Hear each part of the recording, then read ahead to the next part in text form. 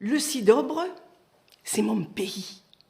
Et depuis que je suis petite, je crois et je sais que c'est là où les dieux parlent aux hommes, où les sorciers se disputent et font trembler toute cette terre cidobrienne, où les elfes, les enchanteurs parlent aux bêtes, où les jeunes filles s'affrontent au diable.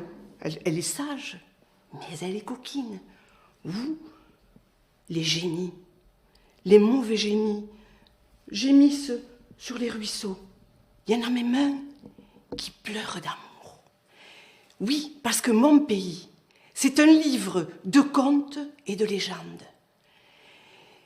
Ce pays où la nature est extraordinaire, où on devient granit à force de courir sur les rivières de rochers, se faufiler dans les blocs de granit, sauter de rocher en rocher sur ces rochers en équilibre. On se marie avec cette nature. On se cache dans des grottes où on entend gronder le ruisseau. Et en embuscade, on a peur, on a la chair de poule. Puis cette cascade, cette cascade qui coule avec fracas sur nos peurs d'enfants. D'ailleurs, je donnais la main à ma grand-mère tellement fort parce que j'avais peur. Parce que le Cidobre, c'est le pays de ma famille. C'est ma famille.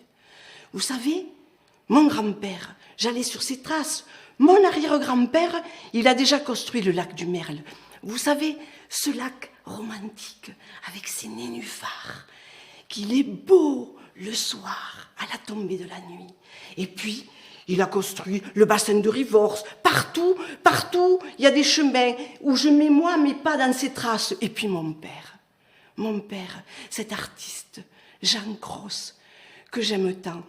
J'ai suivi, partout je l'ai suivi.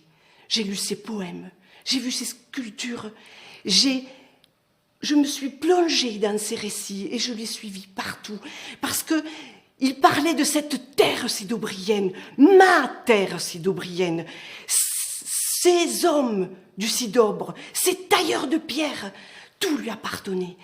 Tout était là. Et moi, j'avais l'impression, enfant, que le Cidobre, c'était mon pays. D'ailleurs, je vous ai ramené un bloc de pierre. Voilà. Regardez. Il s'appelle la Peyroclabado, ce rocher. Pourquoi Peiro, la pierre, Clabado, clabate, fermé à clé. Regardez la clé, c'est son secret.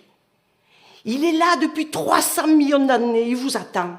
Il fait 780 tonnes, 780 tonnes. Il y en a partout dans le Cidobre comme ça. C'est dans cet espace où se niche ma famille, où il y a l'âme de mon père.